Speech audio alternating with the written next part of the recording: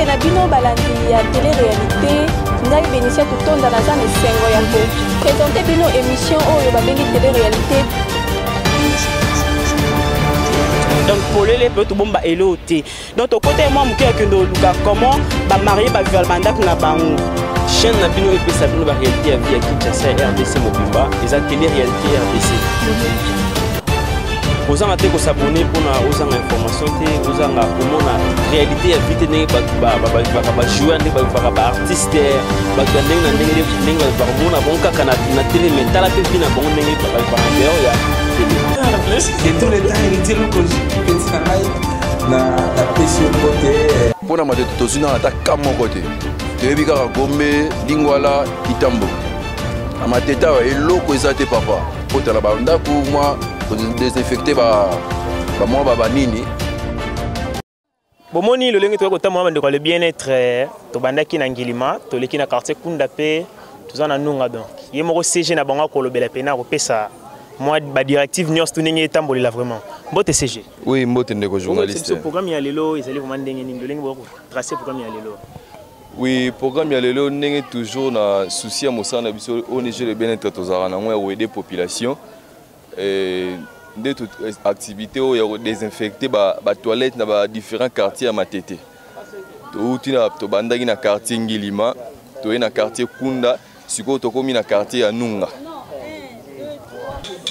Nazo sunga bana ngai na ko batela bango na ndako batambola pamba te. Pe lisusu na o batela bango à tout le temps basokola maboko na savon ezanga te. Olanda ki mesure à prévention mokonzi mboka zwaki pona mboka na biso yo moni yango ndenge nini. Bon asalaki malamu eza pona ko protéger biso mokonzi mboka asalaki malamu alobaki pe malamu eza po biso tunde tozoyeba ya makamu tozo eleko toza na kati na ngote mais asalaki malamu penza. Asalaki malamu eza po pe kona kosunga pe biso po tomi bata na bana biso. Pona mate tozuna ata kamo côté tebi kaka Gombe Lingwala Kitambo amateta wa eloko ezate papa mais yo mona ndenge na ko meske oza ko mibatela par rapport ya COVID-19 bon kosokola kaka na savon monganga koyeba pe kosokola maboko bien pour malade marqué za na matetete mais quotidien na kata kisasa mais koyeba kaka komibatela kaka bomoni pe boyoki le lenge moko seja peseli peseli vraiment le lenge mais bande ko bazali komona to population qui tsewe komona vraiment malade yango la légèreté boko yebisa bango vraiment nini topé COVID-19 ezali vraiment ndenge nini to ko bazo yango vraiment na bosolo.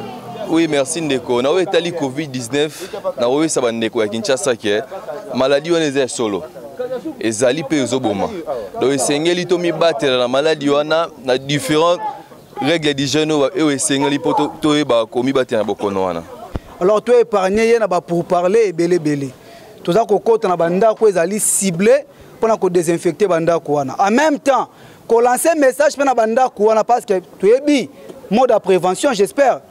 Ko lo bana banda ko to peso ko takie to pesa na mbote ya maboko tie tango lingo kosola na couteau na papier na mouchoir après boaki yango to tika na banda ko sokelo ko sa les alité. Donc tu utiliser ba mode de prévention. Corona ezali eza malade ya lukuta te. Biso ba congolais tozola kola ba italien, bataki tembeta place basuki. Tozela te to ma ko compter bibembe poto ba ki ezali maladi wana ezali. Alors biso awa toza ba sensibilisateur. Bibeta to lo ba ki ngape na côte na histoire. Na côte na histoire ngape na zo lutter le contre COVID-19 na commune na biso ya Matete. To kani malamu wa. En tout cas, tu as deux groupes pour l'instant. Moi, tu as 4 groupes. Dans 2 groupes, wana bolanda, muto azali ko la chef à groupe, landa ba directif a ko pesa yo na ba carte to za kokota.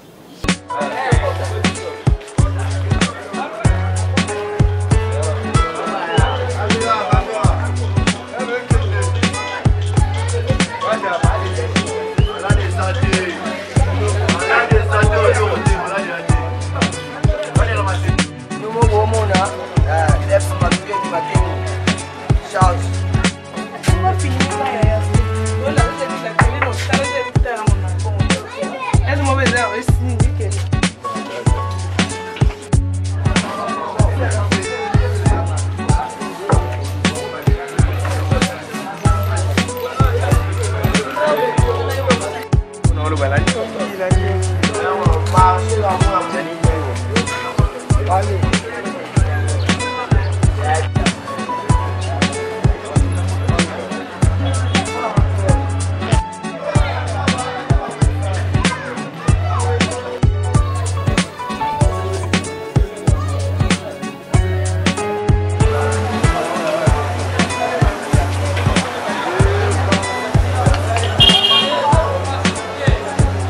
Papa le coup va faire la biso.